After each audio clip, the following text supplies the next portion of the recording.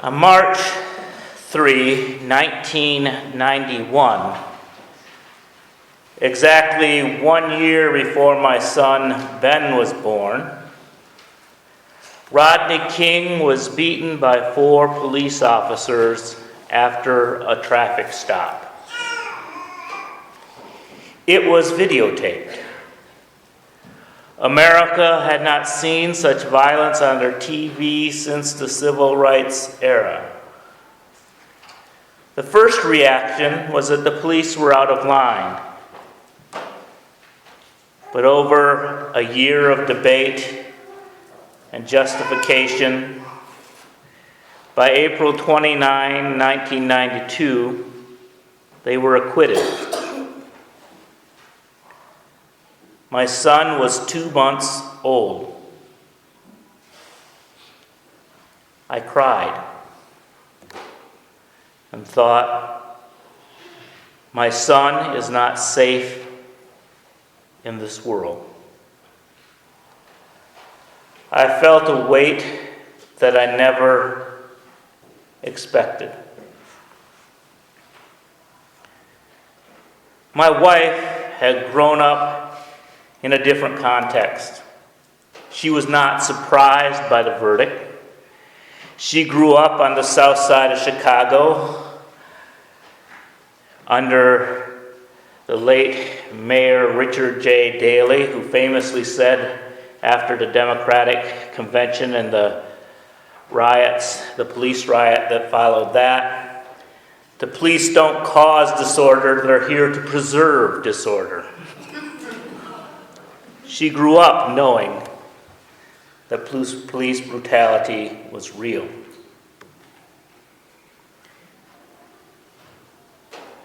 Black Lives Matter was created in 2012 after Trayvon Martin's murderer, George Zimmerman, was acquitted for his crime.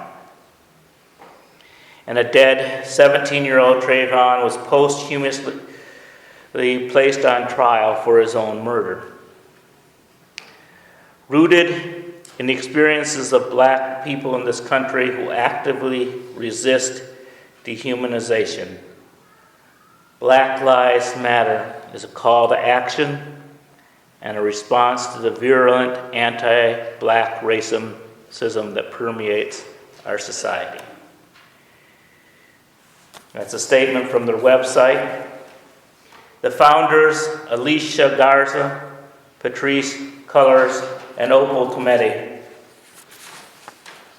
create on their website, that we have created a space for celebration and a humanization of black lives.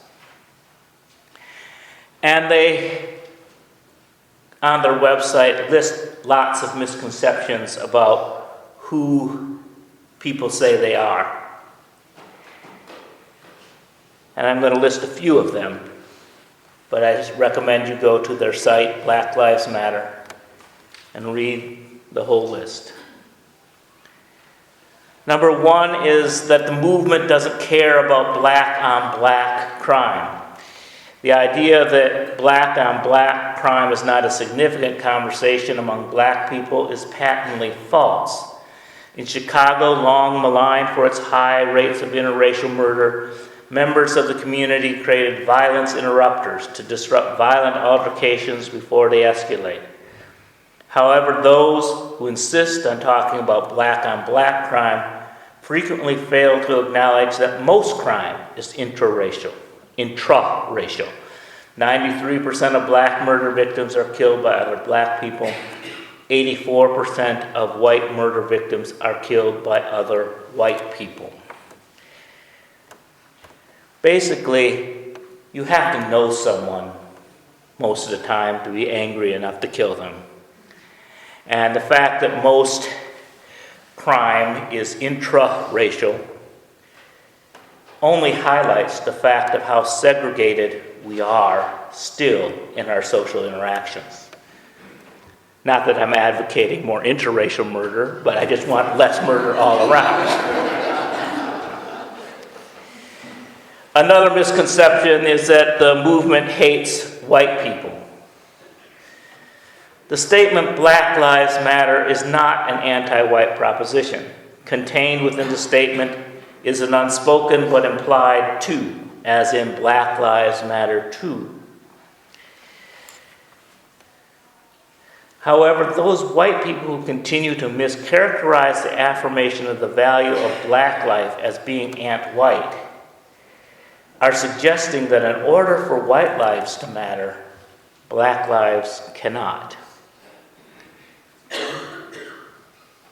And I think perhaps most importantly, the misconception has been that the movement hates police officers.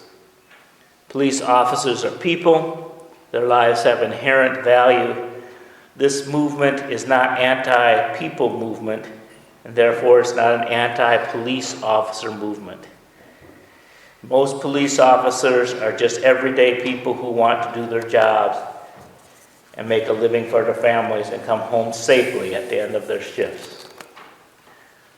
Thus, Black Lives Matter movement is not trying to make the world more unsafe for police, but it does hope to make police officers less of a threat to communities of color.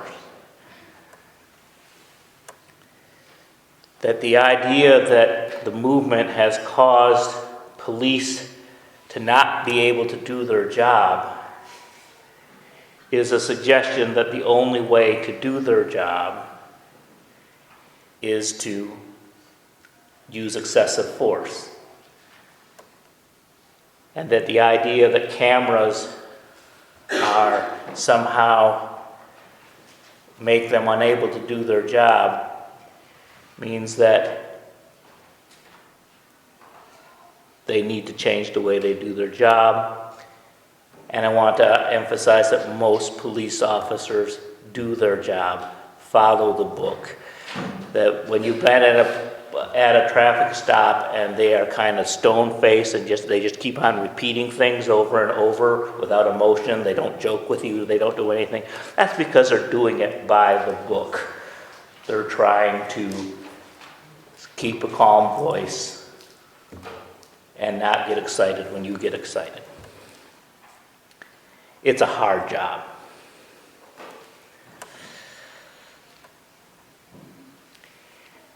Many UU churches have put up Black Lives Matter banners, starting with the church in Kirkland, Missouri, just outside of St. Louis. Our church is closest to Ferguson, and they started holding vigils for people as soon as the problems erupted. And they've been followed by many other UU churches. It is congruent with the UU principle of affirming and promoting the inherent worth and dignity of all people.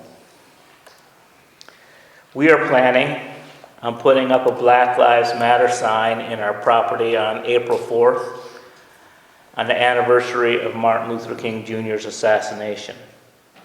Some will ask why we can't say all lives matter. And while most agree to that statement in theory, it's clear that it has not been practiced.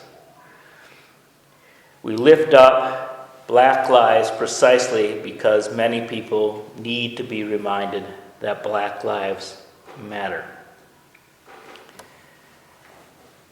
At other churches, the signs have gone up and they've been vandalized. They've been vandalized in St. Louis, suburbs, Bethesda, Maryland, and Heartland, Wisconsin. But then they put up a new sign. The board decided that we should put up a sign, but they and I had some conditions. We did not want the sign to be empty symbolism. We wanted to make sure we had a program here at church and in the community that fostered dialogue. When we do this, we want to do it right. That's why we're doing some internal work for 2 months before we put up the sign. Beginning with today, next week at the forum, and a whole series of events that are both located here at the church and in the community. And you have a list of those events in your order of service. The main thing about this, that it's time to pay attention.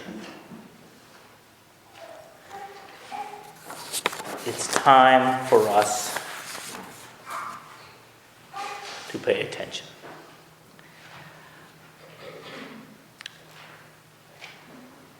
I could say more, but the main purpose of this sermon is to begin conversation. So I'd like to hear from all of you, your thoughts, misgivings, hopes, and fears about taking a stand like this. This is a safe area that we won't ridicule people's fears because it is a bold thing to do. But we want to heal each other's fears with love.